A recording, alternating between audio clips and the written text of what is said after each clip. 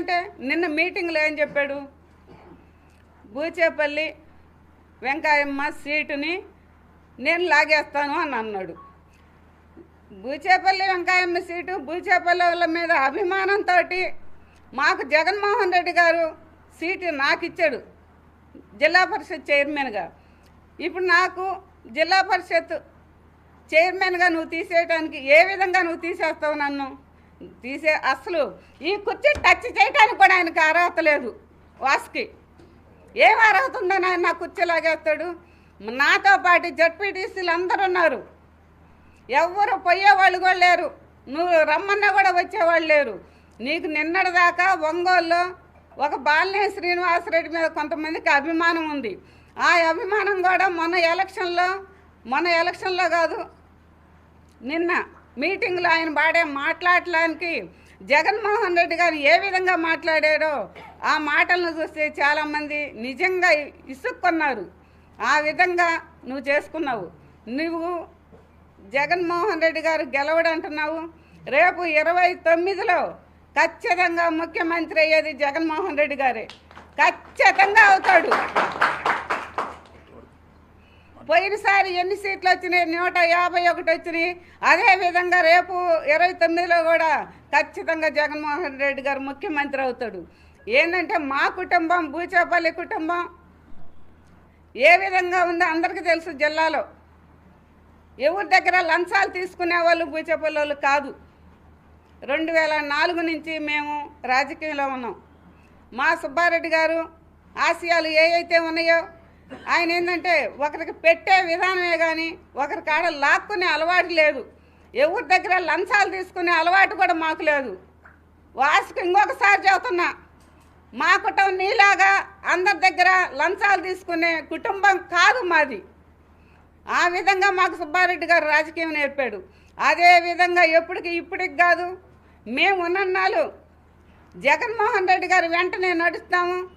మాకు పదవి ఉన్నా లేకపోయినా కూడా జగన్మోహన్ రెడ్డి గారితో ఉంటామని సభాముఖంగా మీ అందరికీ తెలియజేసుకుంటున్నాను.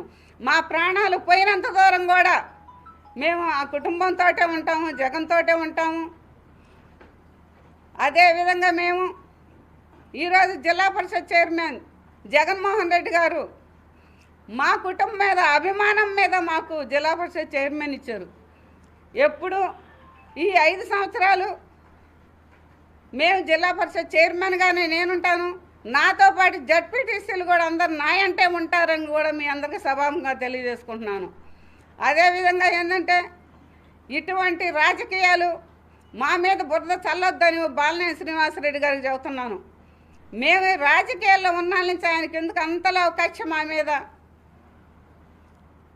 అటువంటి రాజకీయాలు చేయకూడదు.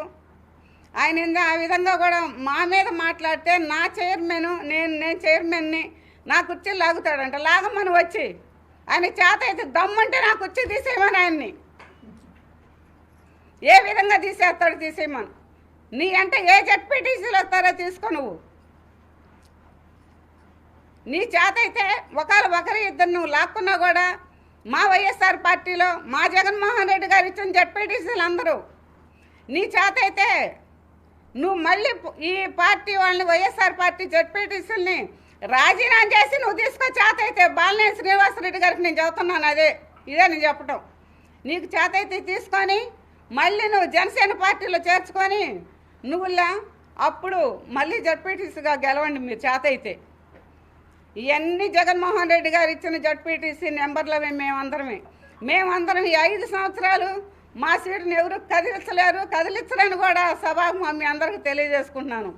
ఇప్పుడు బాలినేని శ్రీనివాసరెడ్డి గారు నేను చెబుతున్నాడు, ఆయన ఆస్తులు అమ్ముకొని ఆయన రాజకీయం చేశాడంట. ఎక్కడ ఆస్తులు ఆయన అమ్ముకున్నాడు? ఈయన ఆస్తులు తీసుకుపోయి ఈయన అంటే అన్ని డబ్బులు జగన్మోహన్ రెడ్డి గారు లాక్కున్నారంట. ఆయన డబ్బులు వీళ్ళు లాక్కోపోతే చాలు. వాసు ఎన్నిసార్లు పొద్దుగులు పేచీ పెట్టేది, జగన్మోహన్ రెడ్డి కాడికి పోయేది, ఇదంతా చేసింది వాసు కదా. మన 24 ఎన్నిసార్లు పేచీ పెట్టాడు.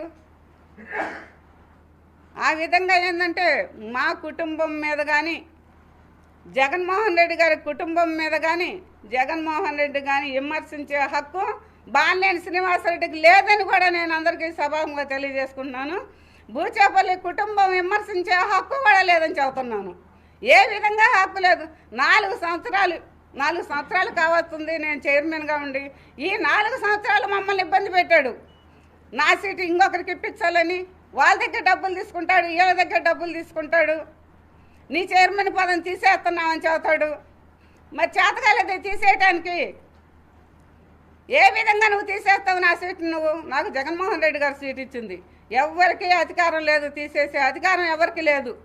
ఇవాళ వచ్చి తీసేస్తానంటే ఎవరు ఒప్పుకోరు. మా జడ్పీటీసీలు కూడా ఎవ్వరు ఒప్పుకోరు. అదేవిధంగా ఈరోజు చాలా సంతోషం. మా కుటుంబం అంటే మన జిల్లాలోనే కాదు, స్టేట్లో కూడా అందరికి చాలామందికి తెలుసు బూచేపల్లి కుటుంబం ఎటువంటిదైంది. ఆయన వాసనంగానే సరిపోదు. అదేవిధంగా ఈరోజు ఈ ప్రెస్ మీట్కి వచ్చిన మా జడ్పీటీసీలందరికీ, నాయకులకి, కార్యకర్తలకి, ప్రెస్ వాళ్ళకి మరొకసారి నమస్కారాలు తెలియజేసుకుంటూ సెలవు తీసుకుంటాం. మరి ఎందుకు టార్గెట్ అవుతుందంటే అది తెలియదు మాకు. ఆయన తెలియాలి. ఇంకా ఎందుకు టార్గెట్ చేస్తున్నాడో ఆయనకు తెలియాలి.